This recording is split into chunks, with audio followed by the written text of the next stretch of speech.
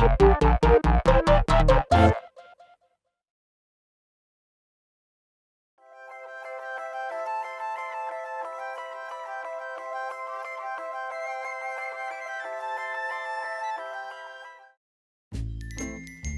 អ្នកអាចរកឃើញតួអង្គថ្ងៃនេះទេ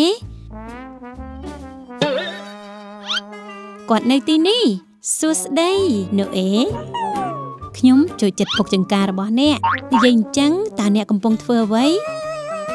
តើអ្នកកំពុងសាងសង់ទូកមែនទេហេតុអ្វីបានជាធ្វើភ្លាមអញ្ចឹងអាហាណូអេនិយាយថាព្រះបានប្រាប់គាត់ឲ្យសង់ទូកធំទេពួកគេនឹងមិនធ្វើដំណើរទេណូអេកំពុងសង់ទូកធំឥឡូវនេះសូមមើលមុខរបស់ណូអេតើគាត់កំពុងគិតអំពីអ្វីដែលត្រូវញ៉ាំសម្រាប់អាហារពេលល្ងាចអូមិនមែនទេចុះអ្វីគាត់កំពុងគិតអំពីពេលយូរមកហើយយូរណាស់មកហើយមុនពេលណូអេកើតនៅពេលដែលព្រះបានបង្កើតពិភពលោកបានស្រស់ស្អាតណាស់ប៉ុន្តែនៅពេលដែលណូអេកើតមកពិភពលោកបានធ្លាក់ទៅក្នុងភាពច្របូកច្របល់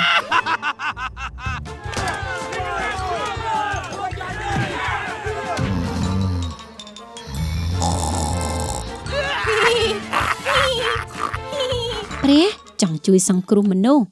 ប៉ុន្តែតើអ្នកណាអាចជួយការងារនេះអាហានៅទីនេះមានណូអេ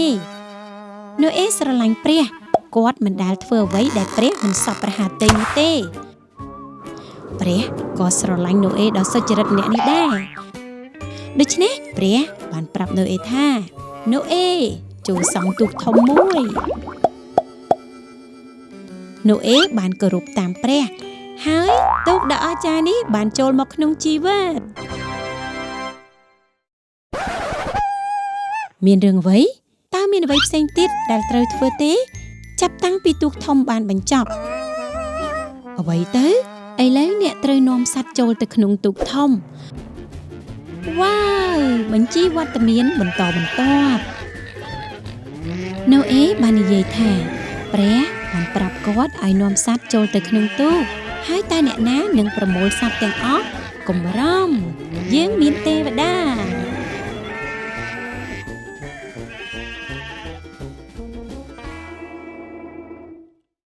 វ៉ាវឥឡូវនេះសត្វទាំងអស់នៅលើទូកវាជាវេនរបស់ណូអេចូលសម្អាតបំពង់កជាមុនសិនហើយស្រែកឡើងថាភ្លៀងនឹងធ្លាក់មកហើយនឹងមានទឹកជំនន់ជន់ឡើងអំពើបាបបានបណ្ដាលឲ្យមានទឹកជំនន់ជន់ឡើងដូច្នេះសូមចូលមកក្នុងទូកឥឡូវនេះជាប្រញាប់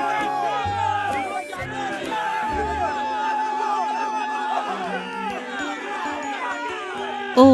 ទេទ្វារទូកនឹងត្រូវបានបិទចុងក្រោយហើយតើមនុស្សគួរធ្វើយ៉ាងម៉េចទឹកជំនន់កំពុងតែមកដល់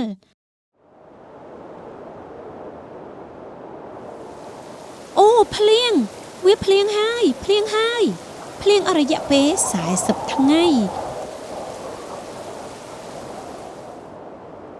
រងចាំមើលតើទីបំផុតភ្លៀងបានបញ្ឈប់ទេតើនៅពេលណាទូកនឹងបើកទ្វារ